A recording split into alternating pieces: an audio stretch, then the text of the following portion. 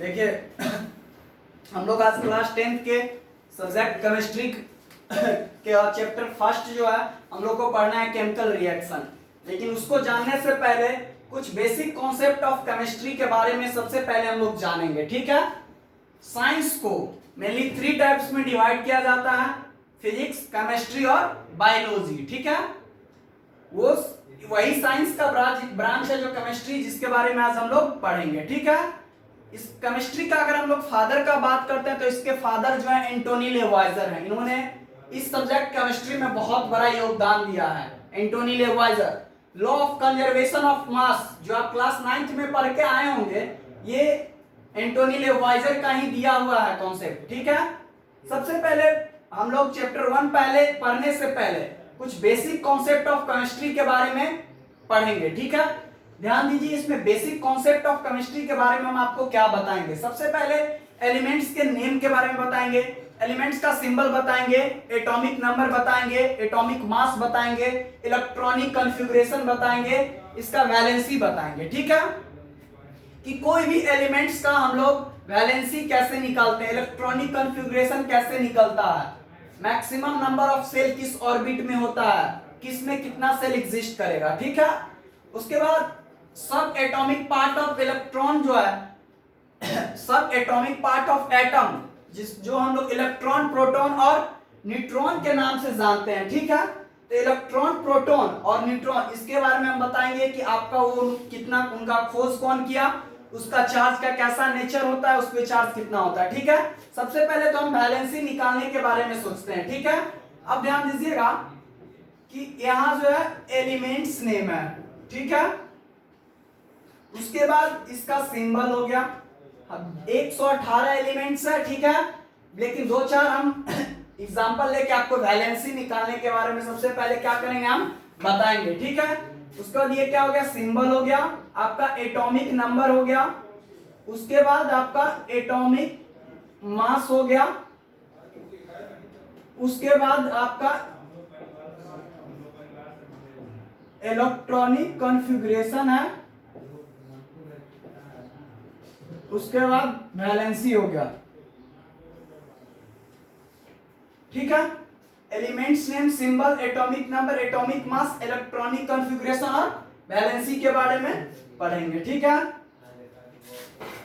अब थोड़ा ध्यान दीजिएगा कि एलिमेंट्स नेम आपका oxygen, nitrogen, sodium, calcium, carbon, ये 5 लिए हम लोग एग्जाम्पल। ठीक है, अब थोड़ा गौर कीजिएगा कि इसमें किस तरीके से हम लोग इसका निकालेंगे वैलेंसी।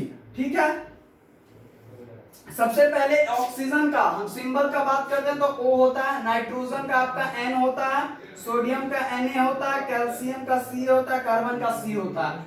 एटॉमिक नंबर याद करना हो, ऑक्सीजन का 8 होता है, नाइट्रोजन का 7 होता है, सोडियम का 11 होता है, कैल्शियम का 20 होता है, कार्बन का 6 होता है। एटॉमिक मास ऑक्सीजन का 16, नाइट्रोजन का 14 होता है, सोडियम का 23, इसका 40 और इसका 12 होता है। ठीक है, एक एटम में जो होता है इलेक्ट्रॉन जो होता है मूव करते हुए रहता है, प्रोटॉन जो होता है न्यूक्लियस में एग्जिस्ट रहता है। देखिए अब K, L, M और N ये सेल का नाम है। ठीक है, जो 2, 8, 18 और 32 होता है। ठीक है, 2, 8, 18 और 32, ये आपको क्या करना रहेगा, याद करना होगा।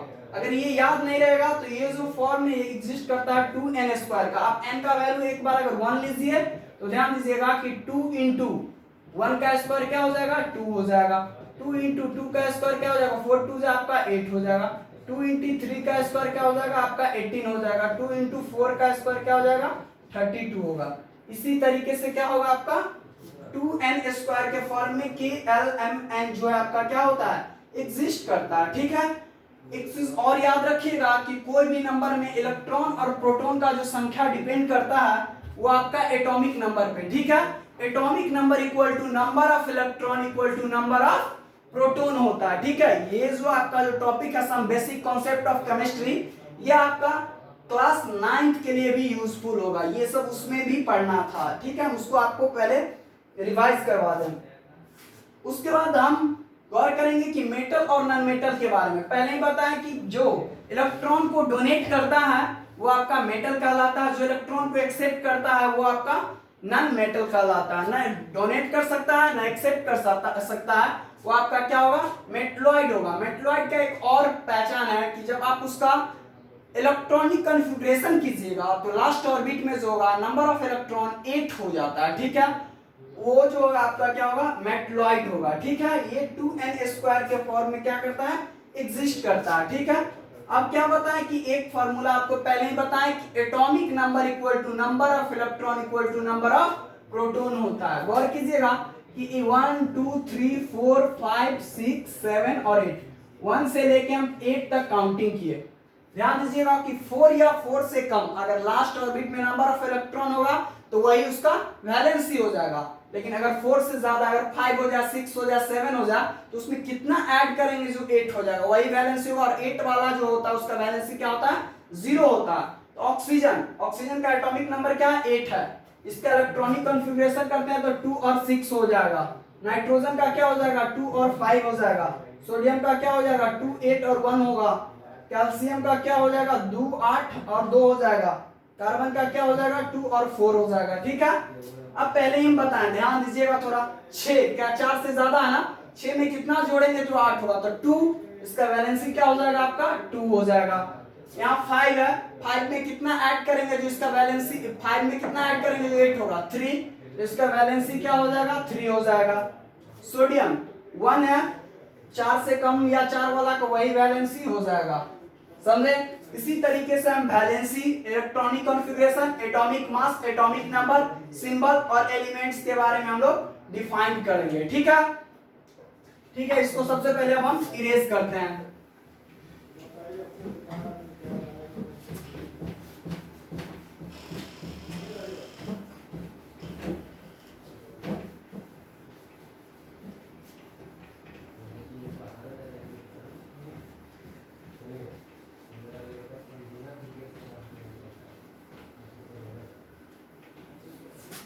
अब सब एटॉमिक पार्ट ऑफ एटम के बारे में बात करते हैं, ठीक है। तो इसका जो सब एटॉमिक पार्टिकल्स होता है, ठीक है, ये 3 होता है। एक होता है इलेक्ट्रॉन, दूसरा होता है प्रोटॉन, तीसरा होता है आपका न्यूट्रॉन। इलेक्ट्रॉन पे जो चार्ज ऑफ नेचर होता है आपका निगेटिव होता है, प्रोटॉन पे जो होता है पॉजिटिव होता है चार्ज, न्यूट्रॉन पे जो होता है 0 होता है, ठीक है। इलेक्ट्रॉन के जो खोज करने वाले साइंटिस्ट थे उनका नाम था जे थॉमसन। प्रोटॉन का जो खोज करने वाले थे इनका नाम था ई गोल्डस्टीन। और न्यूट्रॉन का जो खोज करने वाले था उनका नाम था जेम्स चैडविक। ये इलेक्ट्रॉन, प्रोटॉन और न्यूट्रॉन का खोज करने वाले साइंटिस्ट हैं। इलेक्ट्रॉन का जो चार्ज होता है आपका निगेटिव होता है, प्रोटॉन का चार्ज पॉजिटिव होता है, न्यूट्रॉन का चार्ज जो होता है आपका 0 होता है, ठीक है। ध्यान दीजिएगा कि इलेक्ट्रॉन ही ट्रांसफरेबल होता है। जब आप क्लास 10th में इलेक्ट्रिसिटी चैप्टर पढ़िएगा तो करंट के बारे में डिफिनेशन पढ़ाया जाता है कि rate of flow of charge is called current. वहां पे जो फॉलो करने वाला जो होता है सब एटॉमिक पार्टिकल्स ऑफ एटम, जिसको हम लोग बोलते हैं इलेक्ट्रॉन, इलेक्ट्रॉन ही ट्रांसफर हो सकता है, ठीक है। कभी भी प्रोटॉन जो होता है ट्रांसफर नहीं होगा, न्यूट्रॉन नहीं होगा ट्रांसफर, ठीक है। एक आप एग्जांपल लेके देखिए, सोडियम है और Na+ है। सबसे पहले ही बताएं atomic number equal to number of electron equal to number of proton होता है। अगर आप इस पे ओवरऑल चार्ज निकालेगा और इस पर ओवरऑल चार्ज निकालेगा, फिर ये क्लोरीन है, Cl- है। ये दो एग्जांपल आपका 1 लिए, ये 2 लिए। सबसे पहले सोडियम का बात करते हैं तो इसका एटॉमिक नंबर कितना होता है, 11 होता है। मास नंबर कितना होता है, 23 होता है, ठीक है। तो नंबर ऑफ इलेक्ट्रॉन जो होगा कितना हो जाएगा आपका, 11 हो जाएगा, निगेटिव साइन हो जाएगा। और नंबर ऑफ प्रोटॉन जो होगा आपका 11 ही होगा, लेकिन कैसा होगा, पॉजिटिव होगा।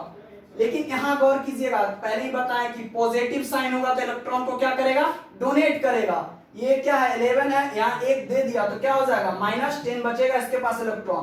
प्रोटॉन ना ले सकता है ना दे सकता है, 11 था 11 ही रहेगा, ठीक है। अब ध्यान दीजिएगा, इस पे ओवरऑल चार्ज जो होगा वो कितना हो जाएगा, ±0, और ये क्या हो जाएगा आपका 1, ठीक है। इलेक्ट्रॉन जैसे ही देने का बात करेगा वो आपका क्या होगा, मेटल ही होगा। डोनेट करने वाला मेटल होता है और एक्सेप्ट करने वाला जो होता है नॉन मेटल होता है। यही सेम कंडीशन, क्लोरीन का एटॉमिक नंबर 17 होता है, तो उसके बाद इसका मास नंबर 35.5 होता है।